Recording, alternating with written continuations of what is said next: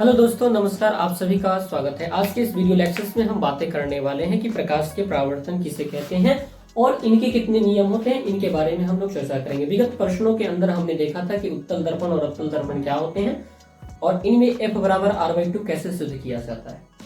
और ये जो क्वेश्चन है आप जो देख पा रहे होंगे, ये कई बार 2024 बहुत सारे एग्जाम में पूछा गया है।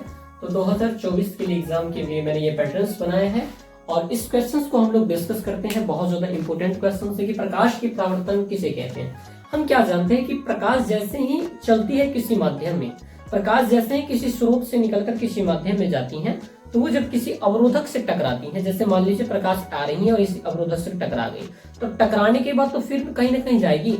तो टकराने के बाद जो जाती है वो किसी नियम को फॉलो करके जाती है, या पता चले इधर चल जाए, इधर चल जाए, अंदर चल जाए, ऐसा नहीं होता है। वो किसी न किसी नियम को फॉलो करके जाती हैं। उसी नियम को कहा जाता है प्रकाश के परावर्तन का नियम कहा जाता है। तो डेफिनेशन क्या देंगे हम लोग कि जब प्रकाश किसी समतल या चिकनी सतह पर पड़ती है, ये हमारा समतल सतह है, या आप उभड़ घावड़ सतह भी जब ले लेंगे तो प्रकाश ऐसे आई, ऐसे चल जाएगी, ऐसे आएंगी और फिर पता चला ऐसे चल जाएंगी, तो वो एक फॉलो पैटर्न नहीं कर पाती हैं। तो हम जो क्या कहते हैं कि जब प्रकाश किसी समतल या चिकनी सतह पर पड़ती है तो एक निश्चित नियमों को पालन करते हुए पुनः अपने ही दिशा में परावर्तित हो जाती हैं, जिसे प्रकाश के परावर्तन का नियम कहते हैं। देखिए, इधर से आई अपनी ही दिशा में जा रही है, जिस दिशा से आई उसी दिशा में जा रही है, इसे कहा जाता है प्रकाश के परावर्तन का नियम कहा जाता है। यानी प्रकाश जब किसी स्रोत से निकलती है और किसी समतल सतह पर पड़ती है तो एक निश्चित नियमों का पालन करते हुए पुनः अपनी दिशा में लौट जाती है, इसे प्रकाश के परावर्तन का नियम कहते हैं।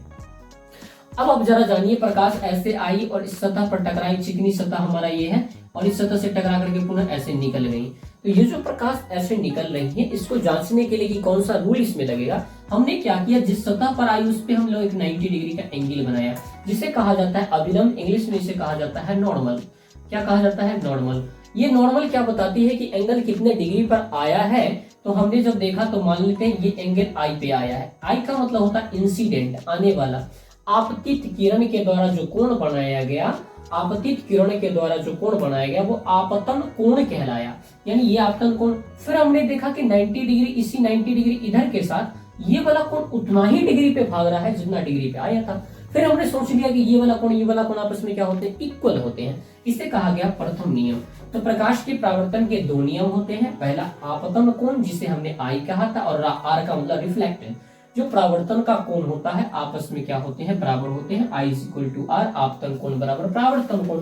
दूसरी बात हमने जब देखा कि आने वाला जो कोण था, आने वाला जो किरण थी, जिस सतह के बिंदु पर टकराई उसी सतह से पुनः परिणाम हो गया आगे जाने का। मतलब ये हुआ कि जिस सतह से आती है उसी सतह से जाती है और अभिलंब उसी सतह पर होती है और उसी बिंदु पर होती है। अर्थात आपतित किरण, परावर्तित किरण, आपतन बिंदु पर डाला गया अभिलंब, तीनों एक ही प्लेन में होता है ना। ये बातें को हमने लिखा। तो आपतित किरण, परावर्तित किरण तथा आपतन बिंदु पर डाला गया लंब, अभिलंब कहिए, लंब कहिए, बात एक ही है, तीनों एक ही तल में होता है। इसलिए हमारा दो रूल्स होते हैं और इसी टाइप से क्वेश्चंस पूछा जाता है। उम्मीद है कि आपको चीजें बेहद समझ में आई होंगी। मिलते हैं फिर नई वीडियोस के साथ, तब तक के लिए आप सभी को जय Hind. Thank you very much.